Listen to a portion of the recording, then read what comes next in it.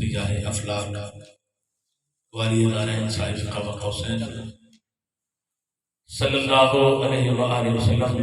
کا ذکر سننا سنانا پیش کرنا این سعادت ہے، اور بحمداللہ ہم اس سعادت میں یہاں شریک ہیں۔ ہماری اس محفل پاک کے کچھ احباب یہاں تشریف نہیں لا سکے، میں ان کی طرف سے جو انہوں نے معذرت کی ہے وہ پیش کرتا ہوں۔ ڈاکٹر اعظم الدین صاحب، جناب نسیم سحر صاحب، آپ دونوں حضرات علیل ہیں، ایک تو بزرگ بھی ہیں اور میں سمجھتا ہوں کہ ہمارا ملک و ملت کا سرمایہ ہے، اور ان کا بڑا پن ہے، ان کی اعلیٰ ظرفی ہے کہ انہوں نے آج کی اس تقریب میں آنے کا ارادہ ظاہر کیا اور آنا چاہتے بھی تھے، لیکن کچھ مجبوریاں، علالت کی مجبوری آڑے آئی اور وہ تشریف نہیں لا سکے، اور انہوں نے آپ حضرات سے حاضرین محفل سے خاص طور پر معذرت کی ہے۔ ہم دعا گو ہیں کہ اللہ کریم انہیں صحت تندرستی نصیب فرمائے اور ان کا سایہ قادر ہمارے سروں پر اور پوری ملت اسلامیہ پر قائم فرمائے۔ علاوہ ازیں گجرات سے ماشاءاللہ جناب پروفیسر تفاخر محمود گوندل صاحب، ماہر اقبالیات اور سیرت پر ماشاءاللہ نعتیہ شاعری پر عبور رکھنے والی شخصیت آپ کے سامنے تشریف فرما تھے، اور بڑی اعلیٰ گفتگو فرما کر آپ تشریف لے گئے۔ آپ بھی جانا چاہتے تھے، ظاہر ہے دور سے تشریف لائے تھے۔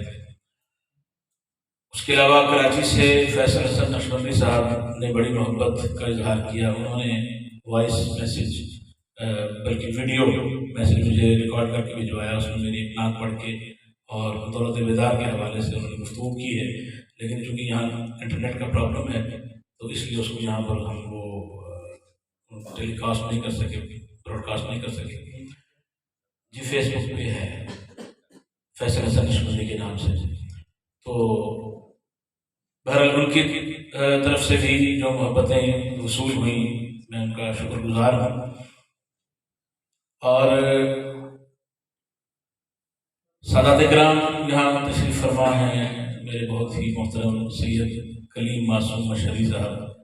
آپ تشریف فرما ہیں، ہمارے لیے یہ بھی اعزاز کی بات ہے۔ ماشاءاللہ رنگمنڈی سے جناب ایڈوکیٹ زاہد سرور صاحب تشریف فرمائے، میں آپ کو شکر گزار ہوں۔ ہمارے مہمان اعزاز جناب داؤد تابش صاحب فتح جنگ سے تشریف لائے، تشریف فرما ہیں، اور وطن عزیز کے مائناز بزرگ نعت گو جناب عثمان نائم صاحب، آپ بھی کافی دیر سے تشریف فرما ہیں، تو میں ان کا بھی شکر گزار ہوں۔ اور دیوان مدحت واقعہ کی جانب سے آپ سب کا جو حاضرین محفل یہاں پر تشریف فرما ہے، ذکر رسول صلی اللہ علیہ وسلم کی اس خوبصورت محفل پاک میں آپ احباب موجود ہیں، میں سب کا شکر گزار ہوں۔ سید سلمان مونین شاہ صاحب نے محبت فرمائی، اور کل سے مجھ سے مسلسل رابطے میں تھے کہ کس وقت تک پروگرام، آج بھی دن میں 2-3 مرتبہ فون کیا میں کس وقت پہنچوں، میں کب آؤں،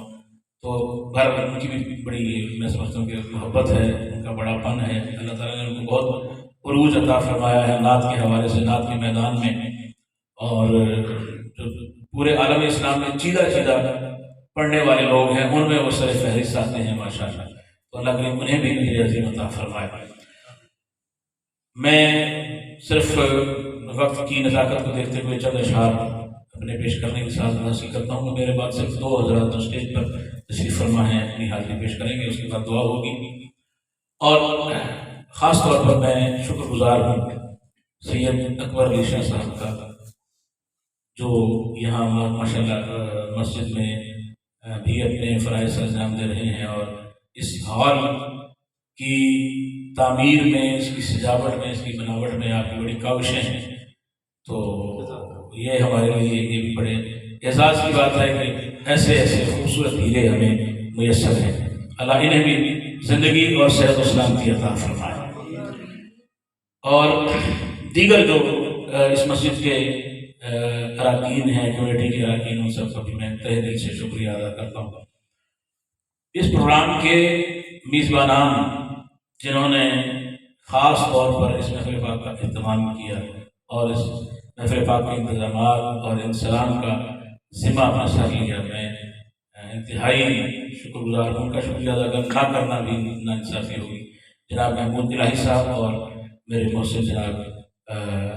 مسعود اقبال قاضی صاحب، تو وہ کہ آپ اپنا نام لینا یا اپنا ذکر کرنا جو ہے وہ پسند نہیں کرتے بلکہ خفا ہوتے ہیں،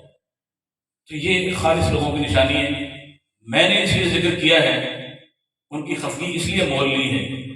کہ کہا جاتا ہے کہ جو بندوں کا شکر گزار نہیں ہوتا وہ رب کا بھی شکر گزار نہیں ہوتا، تو اس لیے اللہ تعالیٰ ان احباب کا بھی سایہ ہمارے سروں پر قائم رکھے کہ محبتیں سلامت رہے۔ اشعار سماعت کیجیے کہ نبی کی نعت حقیقت میں ہے وقار سخن، نبی کی